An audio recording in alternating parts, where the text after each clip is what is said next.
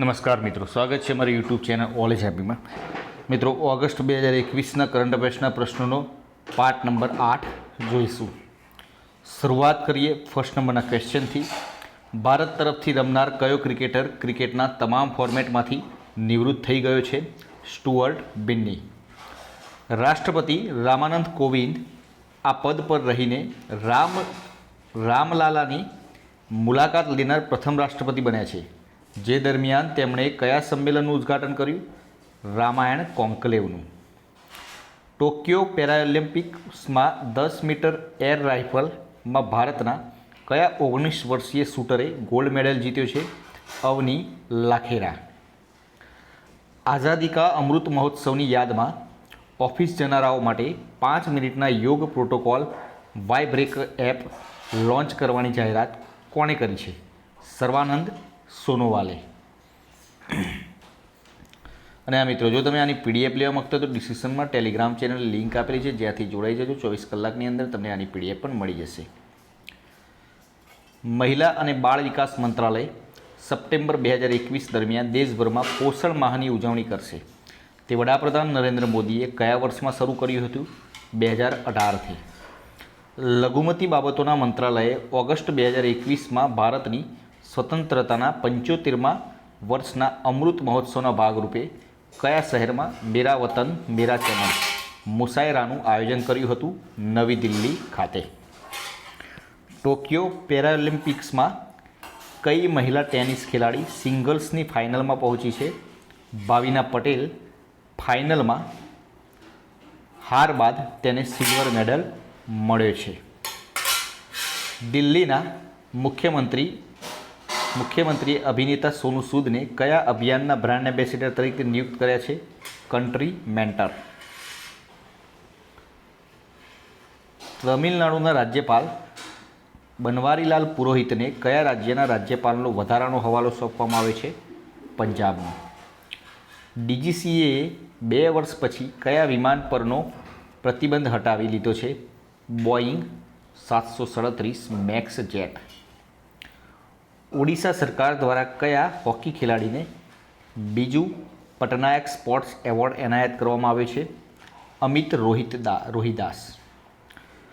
તાજેતરમાં જૂનાગઢના ગિરનાર પરથી કઈ અનોખી માંસાહારી વનસ્પતિની શોધી શકાય છે? યુટ્રિક્યુલેરિયા જનાર્થ નામી.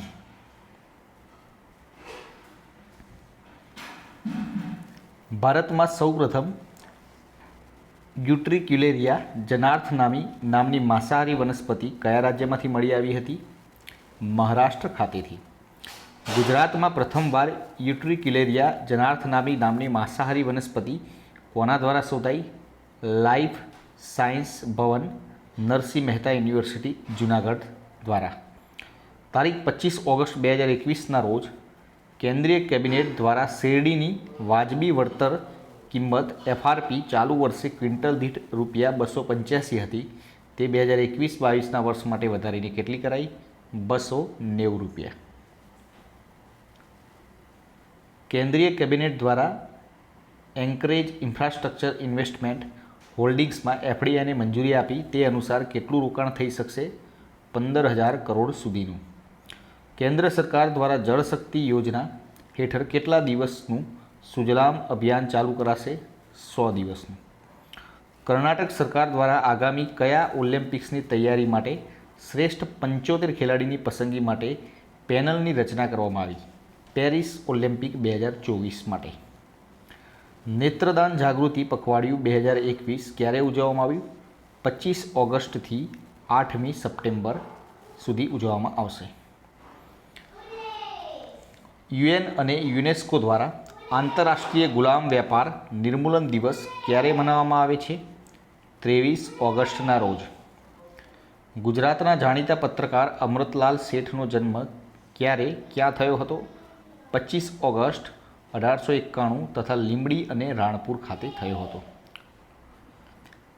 અમૃતલાલ શેઠે તારીખ 2 ઓક્ટોબર 1921ના રોજ ક્યાંથી કયું સાપ્તાહિક શરૂ કર્યું હતું? રાણપુરથી સૌરાષ્ટ્ર સાપ્તાહિક શરૂ કર્યું હતું. અમૃતલાલ શેઠ એ કયા વર્ષમાં મુંબઈથી જન્મભૂમિ સાપ્તાહિક શરૂ કર્યું વર્ષ 1934ના રોજ? કયા સર્ચ એન્જિને ભારતમાં તેની ન્યૂઝ વેબસાઇટ્સ બંધ કરી દીધી? યાહૂએ. 27 ઓગસ્ટના રોજ સમગ્ર વિશ્વમાં કયો દિવસ મનાવવામાં આવ્યો? વર્લ્ડ રોક પેપર સીઝર્સ ડે. ટેકનોએ ભારતના કયા શહેરમાં તેનું પહેલું વિશિષ્ટ રિટેલ આઉટલેટ શરૂ કર્યું? દિલ્હીમાં. આરબીઆઈના એક્ઝિક્યુટિવ ડિરેક્ટર ઈડી તરીકે કોને નિયુક્ત કરવામાં આવ્યા હતા? અજય કુમાર. CISFના એડિશનલ ડાયરેક્ટર જનરલ તરીકે કોને નિયુક્ત કરવામાં આવ્યા હતા? સુશ્રી મીનાક્ષી. કઈ આઈઆઈટી સંસ્થાના સંશોધકોની ટીમે સફળતાપૂર્વક એક એન્ટીવાયરલ સરફેસ કોટિંગ મટીરિયલ વિકસાવ્યું છે જે નોન પેથોજેનિક વાયરસ પર ખૂબ અસરકારક છે? આઈઆઈટી ગાંધીનગર દ્વારા. પશ્ચિમ રેલવે દ્વારા તાજેતરમાં ગુજરાતના કયા કોચિંગ ડેપોમાં automatic coach washing plant ACWP શરૂ કરવામાં આવ્યો? ગાંધીધામ કોચિંગ ડેપો દ્વારા. નાણામંત્રીએ મુંબઈમાં તાજેતરમાં જાહેર ક્ષેત્રની બેંક સુધારા એજન્ડા EASE એટલે કે એન્હાન્સ એક્સેસ એન્ડ સર્વિસ એક્સલન્સની કેટલામી આવૃત્તિનું અનાવરણ કર્યું? ઇઝ 4.0નું. બાંગ્લાદેશને ભારત કુલ કેટલી એમ્બ્યુલન્સ ભેટમાં આપી રહ્યું છે? 109. કયા શહેરના ઇન્દ્રોડા પ્રકૃતિ ઉદ્યાનના પ્રાણી સંગ્રહાલય ખાતે સિંહ, વાઘ અને દીપડા માટે ઓપન મોટ પ્રકારના આધુનિક આવાસો તૈયાર કરવામાં આવ્યા છે? ગાંધીનગરમાં. ઇન્દ્રોડા પ્રકૃતિ ઉદ્યાનના પ્રાણી સંગ્રહાલય ખાતે સિંહ, વાઘ અને દીપડા માટે ઓપન મોટ પ્રકારના આધુનિક આવાસોનું ઉદ્ઘાટન કોણે કર્યું? રમણ પાટકર, ગણપત વસાવાએ.